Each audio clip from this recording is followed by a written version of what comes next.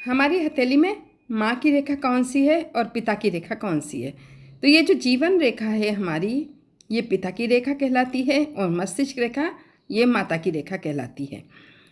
तो जो माता की रेखा है या मस्तिष्क रेखा है, इससे माँ के स्वास्थ्य को भी देखा जाता है। और इन्हें माँ और पिता की रेखा क्यों कहा जाता है, ये शास्त्र कहते हैं ऐसा। जब भी माँ और पिता की रेखा जिस तरीके की मैंने आपको ये अभी बताई है, बहुत लोगों की हथेली में ये यहाँ से ऐसे जुड़ के चलती है और बहुत लोगों की हथेली में ये यहाँ से जुड़कर नहीं चलती है, ये अलग अलग चलती हैं। इस तरीके से ये अलग अलग दूरी बना के चलती हैं। और कुछ लोगों की हथेली में इस तरीके से ये एक सेतु का निर्माण करती है या एक जॉइंट का निर्माण करती है।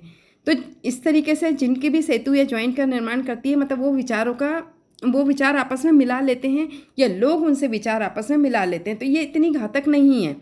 लेकिन नुकसानदायक कौन सी है, जो कि वैचारिक मतभेद कुछ ज़्यादा ही होते हैं, ये हमारी जीवन रेखा हो गई और ये मस्तिष्क रेखा हो गई। और इन दोनों के बीच में ये जो गैप दिखाई दे रहा है, ये जो दोनों के बीच की दूरी है, ये वैचारिक मतभेद को शो करती है। ऐसे लोग जो होते हैं, इनका पिता से बनती नहीं है या इनके पिता से बहुत अधिक मतभेद होते हैं और ये शुभ लक्षणों में नहीं आता है, इन्हें अच्छे नज़रिए से नहीं देखा जाता है।